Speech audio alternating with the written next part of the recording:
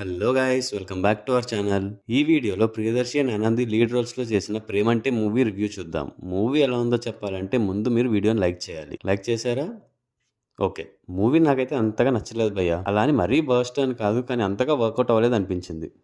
పార్ట్స్గా అక్కడక్కడ కొన్ని మంచి సీన్స్ ఉన్నాయి అండ్ కామెడీ కూడా కొన్ని చోట్ల బాగానే ఉంది. బట్ ఓవరాల్గా మూవీ అయితే ఓకే ఉంది. స్టోరీ ప్లాట్ అయితే బాగానే ఉంటుంది, కానీ స్క్రీన్ ప్లే మాత్రం చాలా లాగ్ ఉంది. కొన్ని సీన్స్ అయితే మూవీ డ్యూరేషన్ పెంచడానికి లాగినట్టు అనిపిస్తుంది.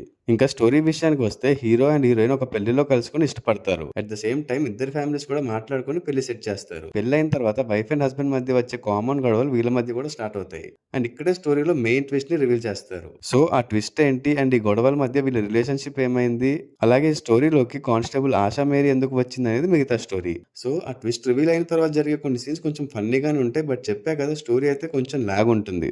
దానివల్ల చాలరా బాబు నెక్స్ట్ ఏంటి అనే ఫీలింగ్ వస్తుంది. కామెడీ మూవీస్ లో లాజిక్స్ వెతకొద్దు అంటారు, కానీ వీళ్ళు చేసే కొన్ని పనులు అయితే అస్సలు లాజిక్ లేకుండా ఉంటాయి. ఇంకా పర్ఫార్మెన్సెస్ విషయానికి వస్తే ప్రియదర్శి యాజ్ మది బాగా చేశారు. తన లాస్ట్ మూవీ మిత్రమండలి కన్నా చాలా బెటర్ పర్ఫార్మెన్స్ అని చెప్పొచ్చు. ఒక రెస్పాన్సిబుల్ హస్బెండ్ గా, అలాగే తన ఫ్యామిలీ ప్రాబ్లమ్స్ గురించి టెన్షన్ పడుతూ చాలా బాగా చేశారు. అండ్ ఫన్ జనరేట్ చేయడానికి చాలా ట్రై చేశారు అండ్ కొన్ని సీన్స్ మంచి ఫన్నీగా కూడా అనిపిస్తాయి.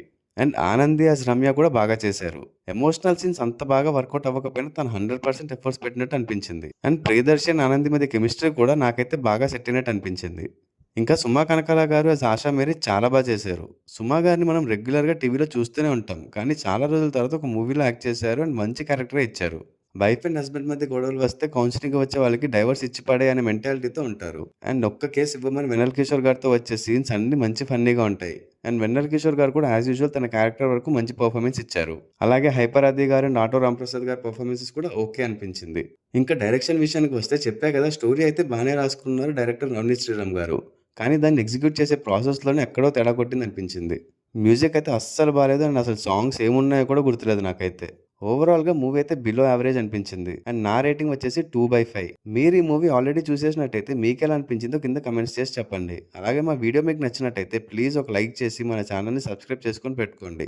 ఇలాంటి రివ్యూస్ అండ్ మూవీ అప్డేట్స్ మన ఛానల్లో రెగ్యులర్గా వస్తాయి. Also follow us on Facebook and Instagram. Thanks for watching. See in the next video. Audios.